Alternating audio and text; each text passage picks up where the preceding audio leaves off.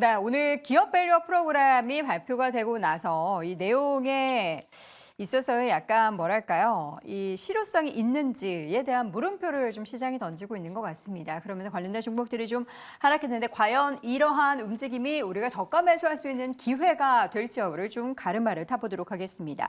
일단 오늘 하락의 의미는 그동안 올랐기 때문에 뉴스가 나왔기 때문에 빠지는 거다. 2번, 내용이 너무 실망스럽다. 아직 확정된 거는 아니지만 말이죠. 어떤 쪽에서의 하락이라고 보십니까? 저는 뭐 개인적으로는 2번이라고 생각하는데, 그러니까 단기적으로의 기대감이 좀 너무 높았다. 네. 근데 지금 이제 실시간으로 지금 하고 있잖아요. 그리고 그쵸? 보도자료도 일부 올라와 있는 상황인데, 네. 그 내용을 보시면은 시간 자체가 조금 더 우리가 장기적으로 봐야 되는 현황으로 좀 넘어갔거든요. 그리고 사실 우리가 일본 쪽을 좀 따라한다라고 했을 때는 좀 기대가 됐었던 부분들이 강제성 부분을 좀 기대를 했었는데, 지금 좀 강조가 됐었던 거는 자율적이라는 부분이죠. 스스로 이제 공시를 하고 그 라인을 만들어 나가는 거기 때문에 그렇다고 한다면 뭐 큰 방향에서의 흐름이 바뀐 것은 없지만, 우리가 생각한 것처럼 그렇게 그 속도가 빠를 건가? 그리고 그 정도로 빠르게 지금 일본의 이런 움직임이 나왔을 때처럼 외국인이 굉장히 좀 많이 담은 상황인데, 네. 그 흐름에서 그 기대치를 과연 충족을 시킬 수 있었을까? 이런 부분에서의 좀 물음표가 있다라고 보시면 될 것 같거든요. 그래서 네. 지금 이제 뭐 구체적인 또 가이드라인들, 그리고 또 지표로 되는 그 지수 자체도 하반기 쪽에서도 특히나 뭐 10월, 11월 요쯤에 나올 것으로 예상이 되고 있기 때문에, 그것도 이제 그때 가봐야 그 시기에 진짜로 나오는지 아니면 조금 더 밀리는지도 알 수 있잖아요. 네. 그러니까 그런 변수들이 남아있다 보니까 우리가 기대했었던 것만큼 굉장히 뭐 핫하게 움직일 그런 정도는 아니다라는 부분들이 지금 이제 이 발표 자료들에서 좀 확인이 되고 있기 때문에, 거기에 따른 좀 실망감들이 일부 있는 것이 아닌가라고 생각을 하고 있습니다. 오늘 뭔가 명확하게 방점을 찍고서 마침표 찍고 나오는 줄 알았는데 이게 보니까 오늘이 1차 세미나였고요. 2차 세미나가 5월 중에 예정돼 있고 최종적인 가이드라인은 상반기 중에 마련을 하고, 중요한 거는 이제 이 마련을 한 것을 실행하는 것에 있어서는 할 수 있는 것부터 실행을 한다라고 이렇게 애매하게 이야기를 하다 보니까 시장은 또 실망을 할 수밖에 없는 것 같습니다. 그리고 이제 오히려 상장사 스스로 기업 가치를 끌어올릴 수 있도록 노력하는 것에 좀 집중을 하는, 거기에 이제 방점이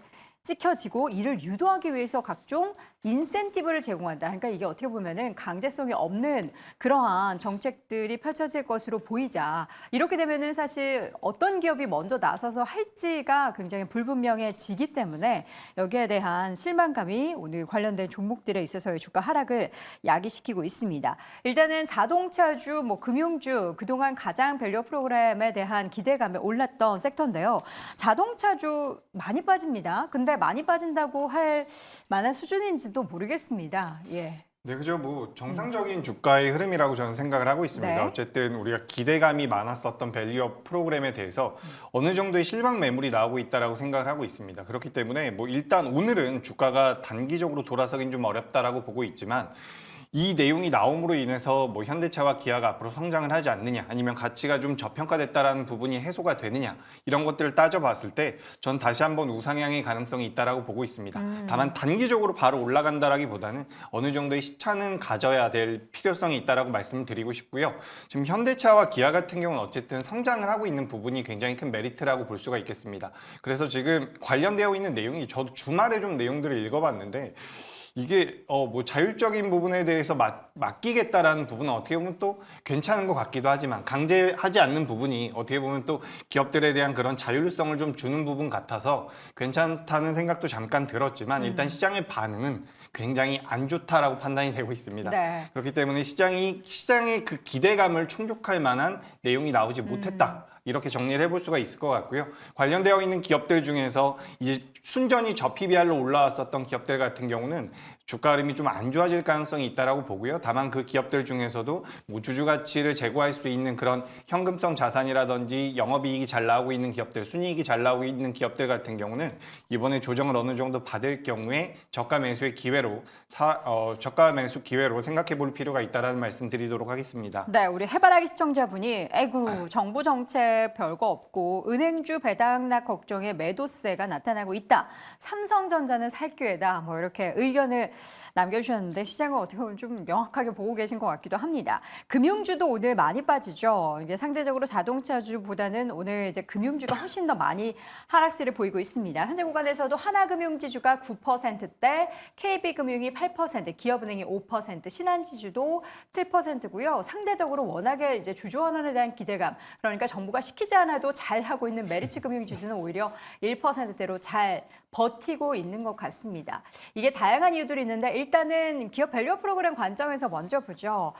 임순재 교수님, 메리츠금융지주가 버틴다라는 건 아까 방금 전에 이야기했던 것처럼 그들은 시키지 않아도 잘하고 네, 있으니까. 그렇죠. 하고 있으니 지금 하고 그래서 좀 있으니까라는 거죠. 덜 빠지는 거고 네. 다른 금융주들은 강제성이 있어야 조금 할 것 같은 기업들이 좀 더 빠진다고 봐야 됩니까? 뭐 그런 측면도 분명히 있다라고 보여지고요. 그거보다는 이게 그 메리츠 금융, 그 메리츠 같은 경우에는 그나마 지금 실시하고 있다는 거고, 그 실시하면서 별로 정부에 대한 규제가 없었습니다. 그러니까 자기네들 마음대로 이제 편하게 할 수 있었는데, 금융지주 같은 경우는 물론 한다라는 얘기는 하고 있지만 이게 여전히 정책 리스크가 남아 있다라고 보시면 될 것 같습니다. 특히 이제 이번 같은 경우에는 관련된 게 올해 지금 이제 나와 있는 밸류 프로그램도 올해 아마 하반기에 대부분이 이제 집중화가 되다 보니까 실질적으로 올해보다는 아마 내년 정도의 주가, 올 하반기나 내년 정도의 주가에는 좀 더 반영될 가능성이 좀 크다라는 게 지금 시장의 반응이었고요.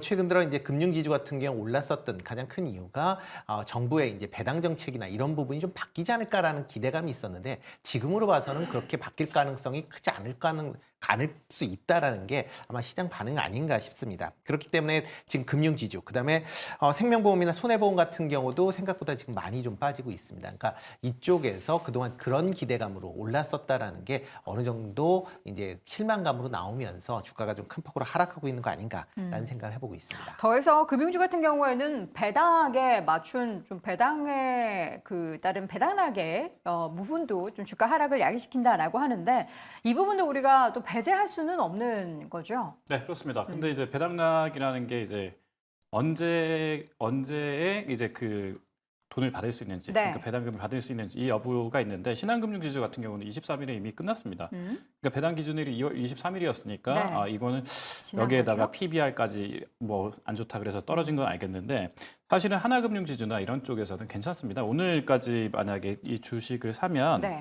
그러면 이제 3월 지나고 4월 달에 이렇게 해서 3.02% 배당 수익률이 나오거든요. 그래서 그럼 오히려 매수세가 들어와야 되는데 말이죠. 그래서 이제 이런 부분들을 좀 이제 배당 3.3% 먹느니 오늘 어쨌든 저 PBR 주 이제 테마 끝났으니까 탈출하겠다 이런 의미가 조금 있는 것 같지만 네. 생각보다 배당이 높습니다. 그래서 이런 것들 생각해 보시면 금융주가 이제 다른 이슈 때문에 떨어지는 이슈가 좀 있거든요. 이를테면 네. 홍콩 ELS 이런 것들에 대한 그 분쟁 이슈가 있기 때문에, 그래서 이거는 이제 저 PBR주 테마는 어느 정도 이제 됐고, 그다음에 배당 이슈도 이제 오늘과 그다음에 내일, 그다음에 JB금융지주 같은 경우는 내일까지 사시면 되겠네요. 그러면 이제 2월 29일까지가 되거든요. 네. 그러니까 이런 식으로 배당을 받는 날짜를 기준으로 하면 아직까지 괜찮은데, 그럼에도 불구하고 지금 금융 당국이 저 PBR 말고도 금융지주나 금융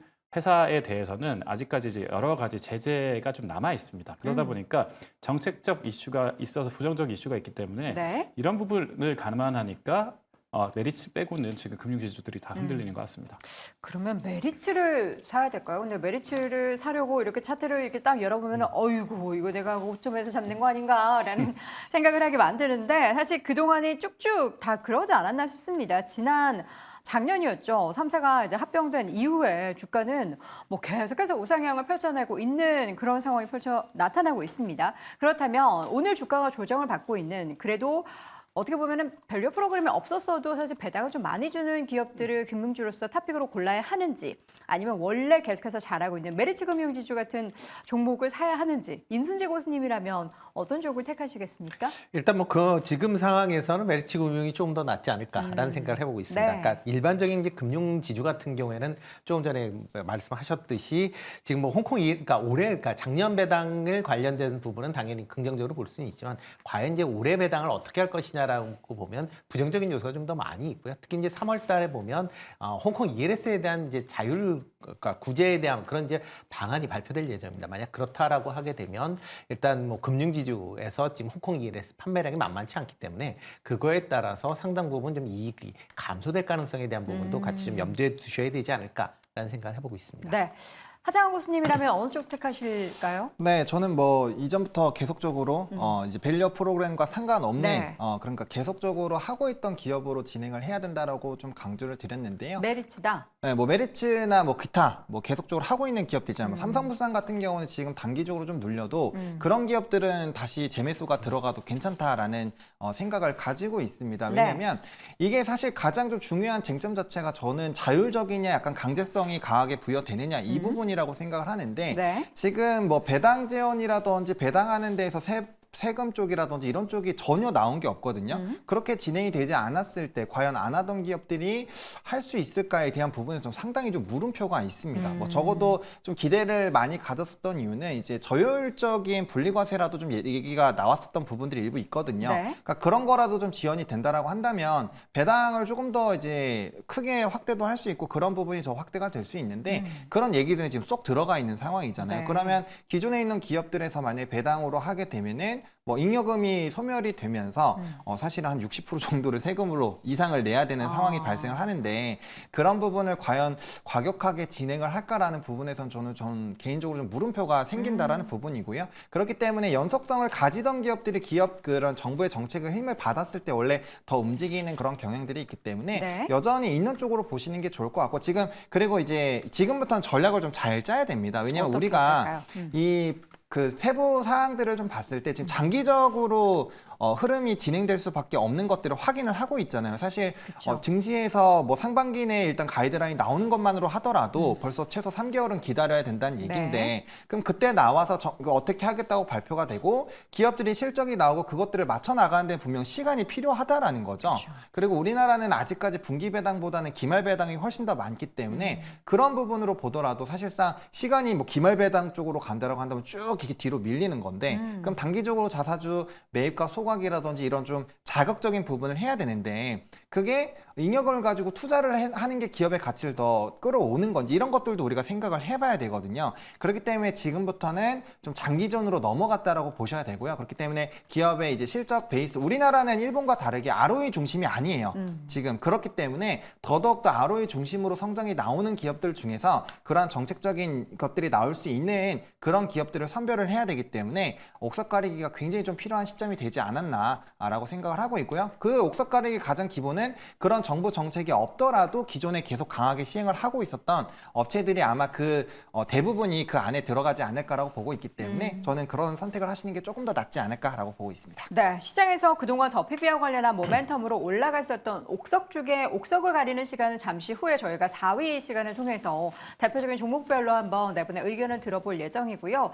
말씀드린 것처럼 이게 장기 레이스로 펼쳐질 그런 이슈입니다. 물론 단기적으로 주가가 많이 올라서 내가 그 상승에 타지 못해서 아쉬워하시는 분들도 계시긴 하겠지만 이제부터는 정말 마라톤을 해야 되거든요. 그러려면은 체력 안배 그러니까 우리가 투자할 때도 뭔가 이렇게 나눠서 잘 투자를 해야 되는데 지금 막 하락했다고 들어가는 그런 투자는 좀 지양해야 되겠죠. 그렇죠. 지금 많이 올랐습니다. 단기적으로 많이 올랐습니다. 우리가 그러니까 길게 봤을 때 주봉이나 월봉으로 봤을 때는 아직까지 상승 여력이 많이 남아 있는데 일단 단기적으로는 오늘 한번 꺾였죠. 꺾이는데 이 과정에서 뭐 일반적으로 개인 투자자분들이 매도해서 꺾이고 있는 상황이 아닙니다. 아마 프로그램 매도가 나와서 이게 구조적으로 꺾이고 있는 상황이기 때문에 갑자기 아랫꼬리가 길게 달리는 경우는 그런 확률이 좀 낮다라는 거죠. 그렇기 때문에 저는 시차를 좀 둘 필요가 있다라는 말씀을 드리고요. 네. 지금 이제 한국전력 같은 경우는 이제 실적에 대한 기대감이 나오면서 오늘도 좀 올라오고 있는데 역시나 옥석 가리기 굉장히 진부한 이야기지만 옥석 가리기가 필요할 것이다라고 생각을 하고 있습니다.